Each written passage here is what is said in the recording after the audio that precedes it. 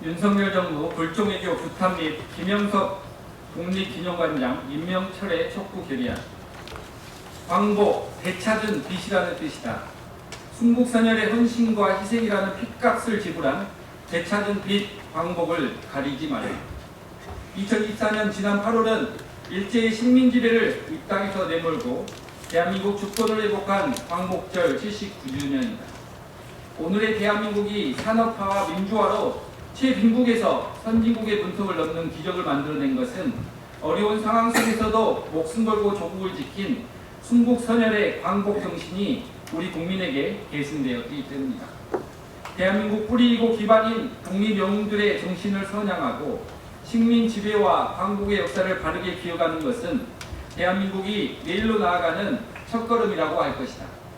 하지만 윤석열 정부는 거꾸로 자랑스러운 독립의 역사와 광복 정신을 오히려 심각하게 훼손시키고 있다.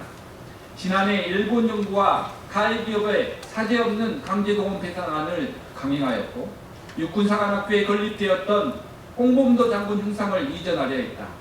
최근에는 수천 명의 한국인이 강제동원되어 고통받았던 일본 니가타현 사도광산의 세계유산 등재를 합의하였다. 정부는 내용상 강제성을 확인할 수 있다고 했지만 현장에서 강제와 사과는 전혀 찾아볼 수 없다. 일본이 조선인 강제동원 명시를 거부했음에도 사도광산 세계문화유산 등재에 찬성해 주었고 피해자 유가족의 의견도 전혀 청취하지 않았다. 최근 안국역, 잠실역 등 서울 지하철 역사에 설치되어 있던 독도 조형물이 철거됨에 이어 전쟁기념관에서도 독도 조형물이 철거되었다.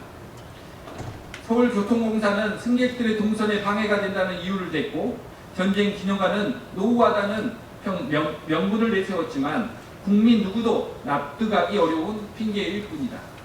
일본의 역사 왜곡, 독도 야욕은 날이 갈수록 거세지는데 우리 정부는 손을 놓고 있다. 일본의 역사 왜곡 대응연구 예산이 반토막, 독도 주권 수호와 해양연구를 위한 예산도 윤석열 정부 들어 반토막이 났다. 국민들은 대한민국 역사와 영토 주권이 손쓸 틈도 없이 하루아침에 무너져 내릴까 두려워하고 있다. 윤석열 정부가 역사의 왜곡 대응, 독도 수호 예산을 대폭 삭감하는 동안 친일 뉴라이트 인사들은 득세를 하고 있다.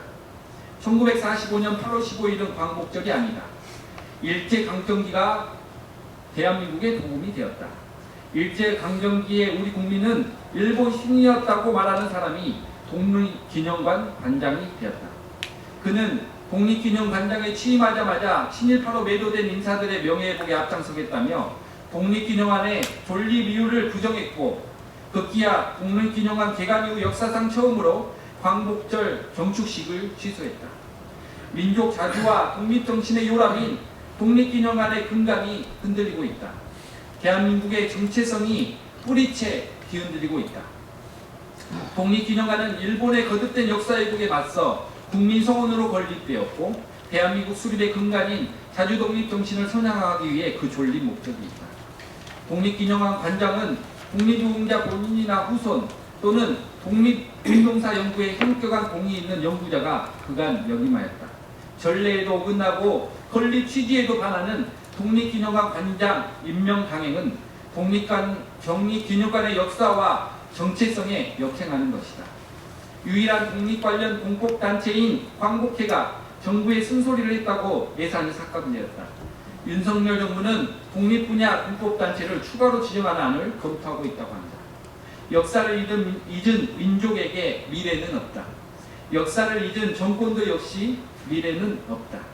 광복 80주년을 한 해 앞두고 독립선열과 국민이 지켜온 대한민국 정체성이 더 이상 훼손되지 않도록 광주 서구의회는 윤석열 정부에 다음과 같이 엄중히 촉구한다.